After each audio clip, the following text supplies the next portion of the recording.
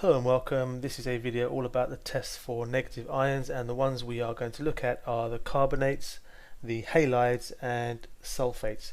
And to start us off, we are looking at carbonates, and that's CO3 with a charge of 2 minus, and this is very easily done. We just add some dilute acid, and the ones we tend to work with are nitric acid, hydrochloric or sulfuric acid, but we just add some dilute acid to our carbonate and we should get a fizz if there is carbonate present. The fizz is the release of carbon dioxide, and we can test that simply by taking that gas and putting it through a tube through some lime water. So what we do is we have some lime water here.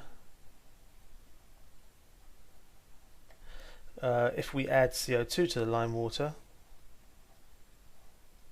which is produced by our dilute acid and carbonate test, that actually turns the lime water cloudy. It makes a precipitate, and you may remember this from previous units, but it makes a white precipitate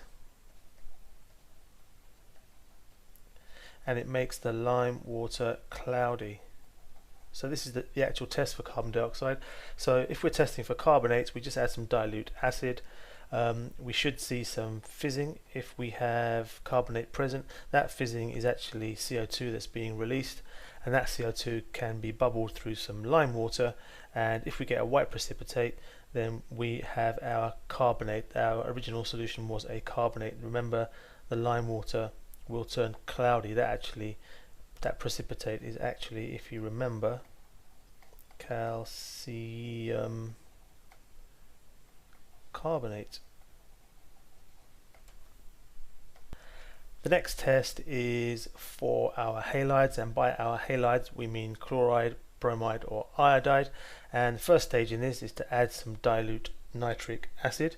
We have to add the dilute nitric acid before we add the next solution, which is silver nitrate.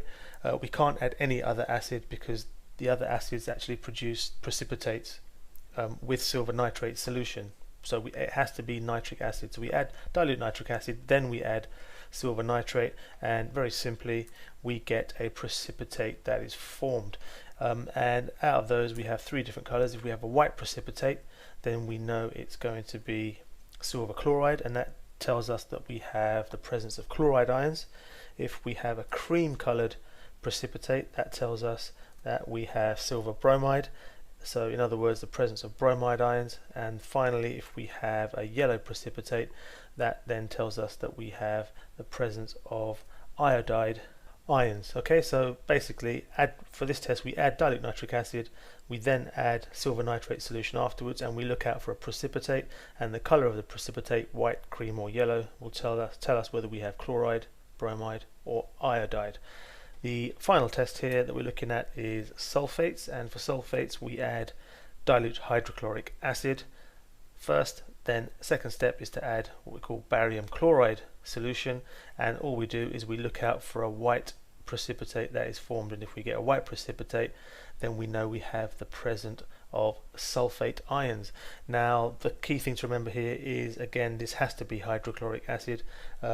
Remember not to put sulfuric acid in there, because if we did, we'd be adding sulfates to our unknown solution, and that would actually defeat the object of the test. Okay, so these are the tests for our negative ions. This one's quite straightforward. It's probably something that you know already. These ones, just remembering, it's just a question of remembering the steps for each one, and that's basically the test for negative ions. So that's me done for this video. Thank you for watching, and I'll see you again soon.